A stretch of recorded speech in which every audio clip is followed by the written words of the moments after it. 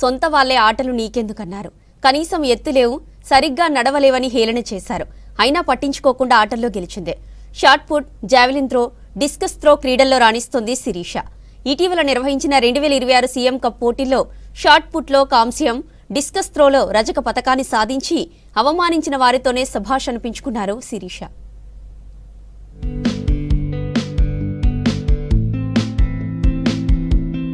హైదరాబాద్ హయత్ నగర్ కు చెందిన శిరీష క్రీడల్లో రాణిస్తోంది. Shot put, javelin throw, discus throw క్రీడల్లో పతకాలు సాధించారు. 2024లో గచ్చిబౌలిలో జరిగిన జిల్లా స్థాయి పోటీల్లో సీనియర్స్ విభాగంలో పాల్గొని షాట్ పుట్లో రజతం, డిస్కస్ త్రోలో బంగారు పతకాన్ని సాధించారు. కోచ్ వినోద్, తల్లి, స్నేహితులు ప్రోత్సహిస్తున్నారని తెలిపారు. ఒలింపిక్స్ లో పతకం సాధించడమే లక్ష్యమన్నారు పారా క్రీడాకారిణి శిరీష. 1.5 years అవుతుంది. ఇప్పుడు 15. గచ్చిబౌలి స్టేడియం, సరూనగర్, ఇంకా మధ్యప్రదేశ్, నేషనల్ గ్వాలియర్. ఇప్పుడు 15 మెడల్స్. సబ్ జూనియర్లో గోల్డ్ వచ్చింది. సీఎం కప్ ఎన్ని పార్టిసిపేట్ చేశారు? సీఎం కప్ రెండు సార్లు. ఒలింపిక్ మెడల్ కొట్టాలని. 2025లో రాష్ట్ర స్థాయి సీనియర్ పోటీల్లో శిరీష డిస్కస్ త్రోలో బంగారు, షాట్ పుట్లో రజత పతకం సాధించడం సంతోషంగా ఉందన్నారు కోచ్ వినోద్.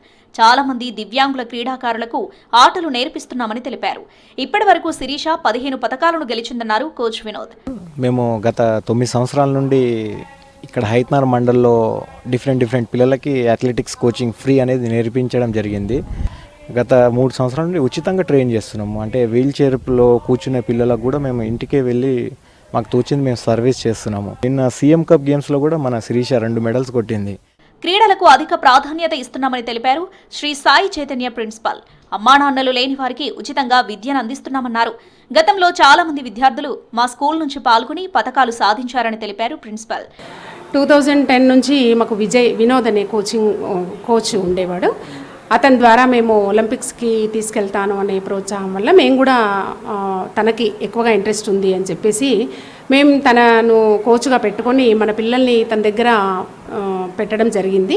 తను డైలీ స్కూల్కు రావడము, కోచ్ ఇప్పించడము, ఇలా దానివల్ల మా దగ్గర ఇంతకుముందు 2015 నుంచి కూడా అఖిల, విజయలక్ష్మి అండ్ జితేందర్ ఒక 10 మెంబర్స్ వరకు మా దగ్గర నుండి రన్నింగ్ అని, త్రోబాల్ అని వెళ్ళారు. 2028లో జరిగే ఒలింపిక్లో పాల్గొని పతకాలు సాధించడమే లక్ష్యంగా ప్రాక్టీస్ చేస్తున్నామని తెలిపారు క్రీడాకారిణి శిరీష. ప్రభుత్వం సహాయం చేయాలని కోరారు.